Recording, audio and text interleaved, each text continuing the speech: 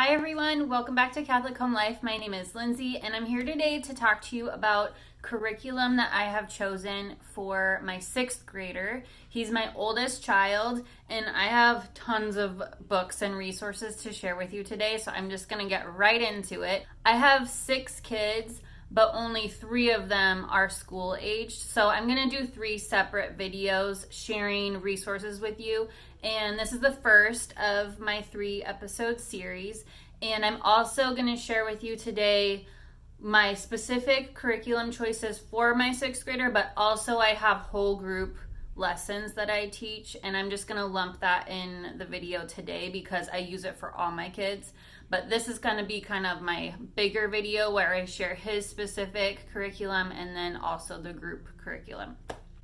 So in the state that I live in, there are 11 required subjects that I'm required to teach as a homeschool mother. So I have them written down here, so I'm just going to read them to you. They are reading, writing, spelling, language, math, science, social studies, history, health, occupational education, and then art and music appreciation. And then I am Catholic, so I also teach religion, obviously, to my kids. So that would be 12 subjects total. But our state also specifies that you don't have to teach each of these subjects separately. You can be touching on the subjects within one resource. So that kind of makes it a little bit easier. Like you do one unit study and you could be learning history and social studies at the same time. So those are the subjects that I'm covering, and I'm just going to go through them one by one and show you the resources that I'm using for my 6th grader. So for reading, he is an avid reader, so it's not like a struggle. I'm just supplying him with books, and it's kind of funny because he was actually a struggling reader until he hit about 3rd grade, and then he just took off, and now I can't get him to stop reading. So it is not a problem, and I just keep getting books for him. And this year we're studying U.S. history, so I'm going to do a lot of historical fiction for him and other books that I have in mind. But anyway, this is a reader. It's called the Classical Reader, and it's basically just a list. They also have a website that I'll have linked down below that just has, it's called theclassicalreader.com, I think. But I bought one of these books for each of my kids, and I'll show you. So it divides it up by grammar, dialectic, and rhetoric, which are the classical stages for education. So here's like the dialectic, and it just has a list of books, and then it has the author, and then what genre it is too, and then what level it is. So I have one of these books for each of my kids, and my idea is that they'll just check off the books that they've read. So it's a great resource to have, and it just gives you tons of book ideas. So I go to this a lot to get book ideas for buying or checking out from the library books to read. So that is what I use for our book list for reading for 6th grade. And then for writing, we are using this series called Writing and Rhetoric, and it's from Classical Academic Press. This is the 3rd book that we are on for my 6th grader, and I really, really like the way it's laid out. And this is also I call it open and go. That's a phrase you might hear a lot in the homeschooling world because it doesn't take a whole lot of planning on your part as the mother and teacher, or the parent, if you're the father teaching your kids. It doesn't take a lot of planning. So I have a teacher book too, but then this is his book, and you're basically learning how to write by looking at great writing and then copying that and learning how to summarize and amplify. I just love this series so much. It is a 12-book series, and it's supposed to go through about 9th grade. We started it a little bit later. I think my son, John, he was in 4th grade when we started this series, and you're supposed to start it in 3rd grade. So, and you're supposed to do like 2 books a year. And we're just a little slower on that, but it doesn't matter. I think he's getting a lot out of it, and I'm hoping at some point we'll catch up. But at this point, we are on book 3, and he's in 6th grade. And it says book 3 is supposed to be for 4th and 5th grade. So he's a little bit behind on that, but I'm not worried about it at all, and I think he'll catch up eventually. And we really enjoy this series. So he is doing that for writing. And then he's also, this is kind of new this year, I haven't done this series before, but he's doing pen time cursive for 6th graders. I'll show you. This is what we did a week of school already. So like there's his cursive. And I love cursive writing, and I think it's really important. So I am teaching cursive to my kids. And I think it's beautiful. He's doing a great job. And then for spelling, I am using this book called Spelling Wisdom. It is from Simply Charlotte Mason.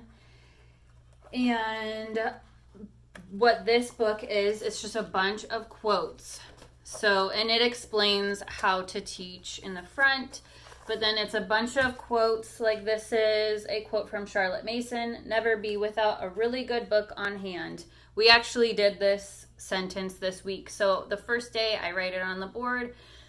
I use this for my whole group. All my kids, they write down the quote. And then every day we look at each word and we spell that word, and we practice spelling the word. So the children are learning how to spell in context of a sentence. So it isn't the words like separated out. It's within the context of a sentence. And they're writing beautiful sentences. So there's Charles Dickens and Abraham Lincoln. And so they're using a beautiful sentence that somebody famous wrote, and they're copying it down, and they're learning how to spell in the context of a sentence. And I like that. I think that is a good way to teach spelling. So this is also a series. This is book 2 that we're on. And then also for language, we are doing Well-Ordered Language. This is also from Classical Academic Press. This is my first year using this book. I have not used it before. I think you're supposed to start this in 3rd grade or 4th grade maybe. And I'm just starting it now in 6th grade. So every year we do testing, and from the testing, I kind of see what we're weak in and what we need to work on. So my son's familiar with like the parts of speech and language, but we haven't done any like analysis of sentences or dissecting sentences. So I felt like we really needed something more substantial for that in our curriculum, and that is why I went ahead and got this book. I also got it for my 3rd grader. I have a 3rd grader too, and I think it's a little bit above his level, so I'm gonna hold on to his book probably until next year when he's in 4th grade. Or we might, like halfway through the year, we might start it. I just want to go through it first with my 6th grader so that I'm familiar with the program too, so that I can teach it to my 3rd grader. But my 3rd grader's not really writing yet, and he's also not proficient in reading yet. So I'm going to really focus on the reading for him and not start this until he's a proficient reader. So this is what I'm doing for my 6th grader. And then from math, the next subject, we use Matthew C. I have used it our entire homeschool career.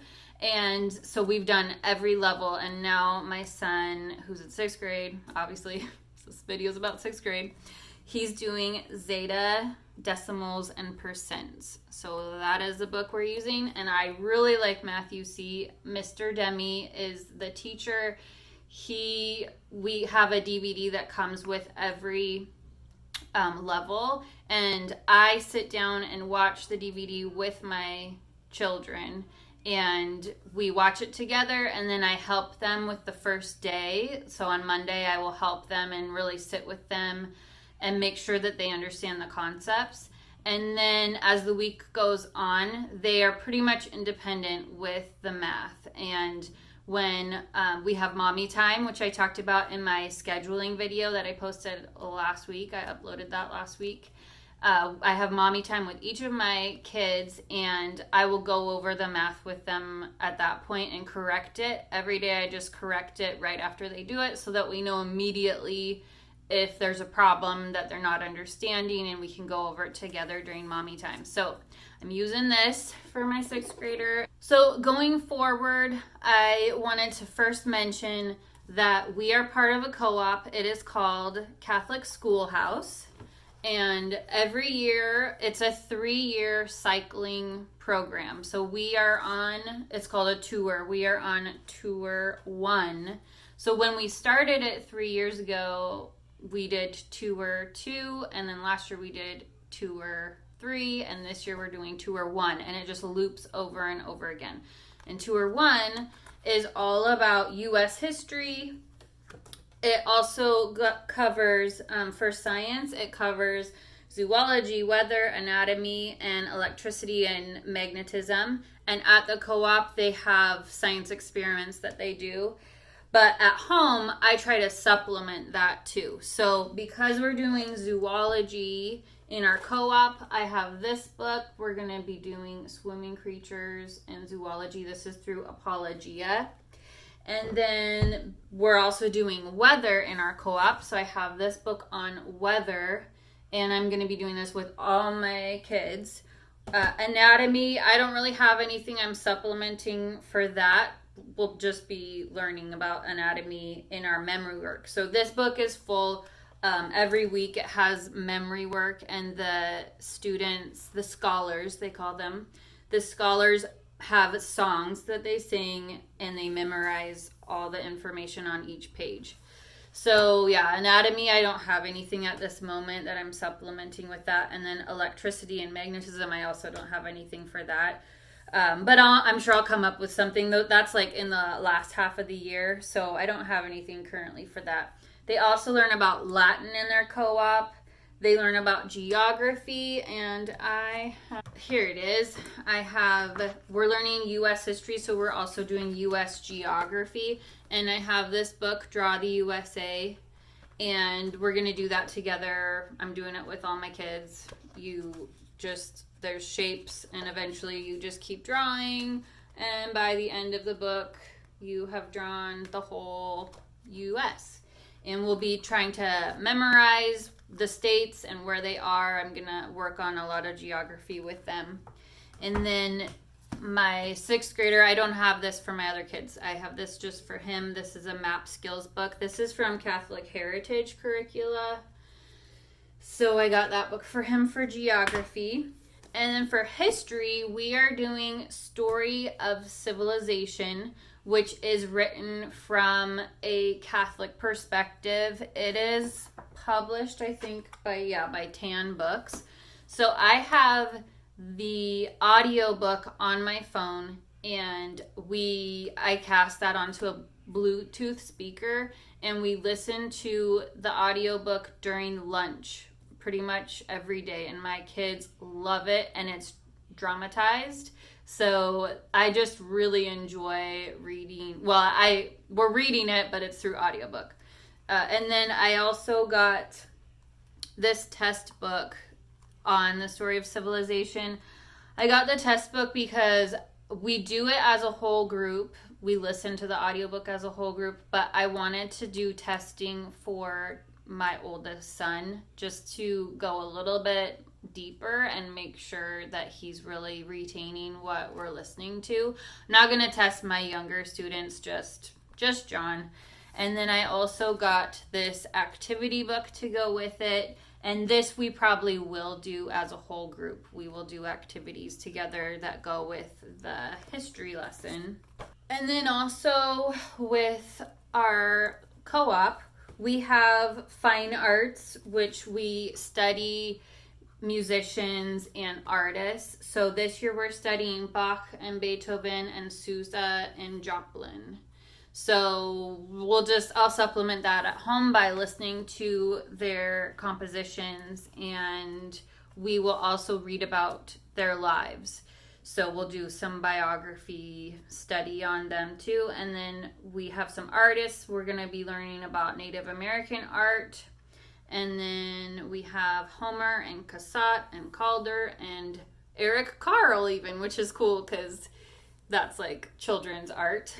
And then for religion, oh wait, before I do religion, I also wanted to share this book, Exploring Nature with Children. It's a PDF that I printed off, but we're going to be doing this too as a family, where we're going to be doing nature study. And there's week by week through the whole year, this book has exercises and things to study and look for in nature. So we'll be doing that. And then the last thing that I wanted to talk about was religion. So religion is also mostly group study. I do have this book that we were using last year.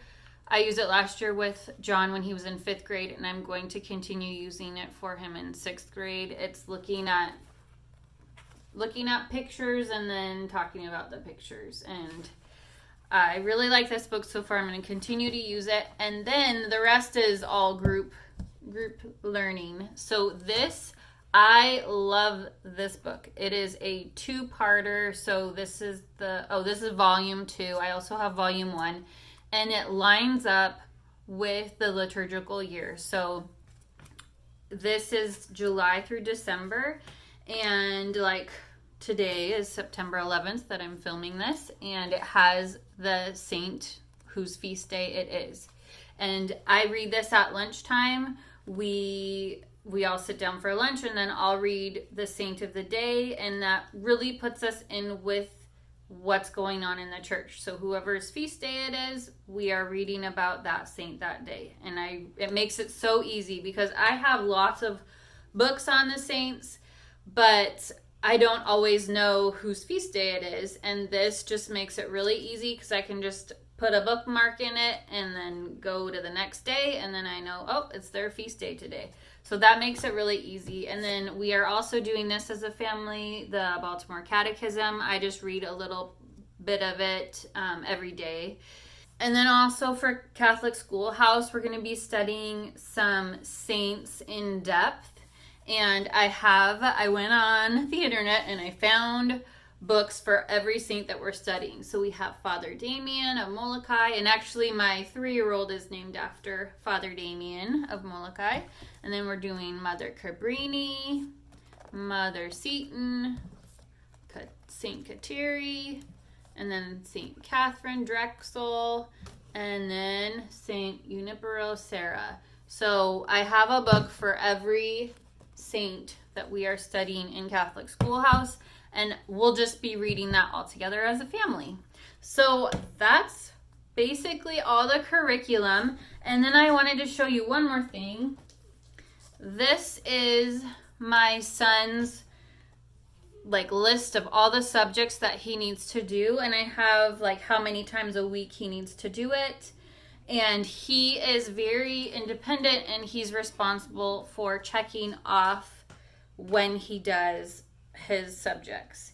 And it's pretty awesome because then it takes the responsibility off me. I don't have to be hounding him for getting his work done. And he's actually really motivated this year, which is kind of neat. He keeps telling me I love school, I love learning, and I'm so happy for him. And he gets basically a point for each subject that he does. So this he keeps track, and then he moves it over to this sheet. And when he fills out this sheet, he gets to stay up late with mom and dad and have ice cream. So that's kind of just a little reward system that I have for all of my children that are of school age.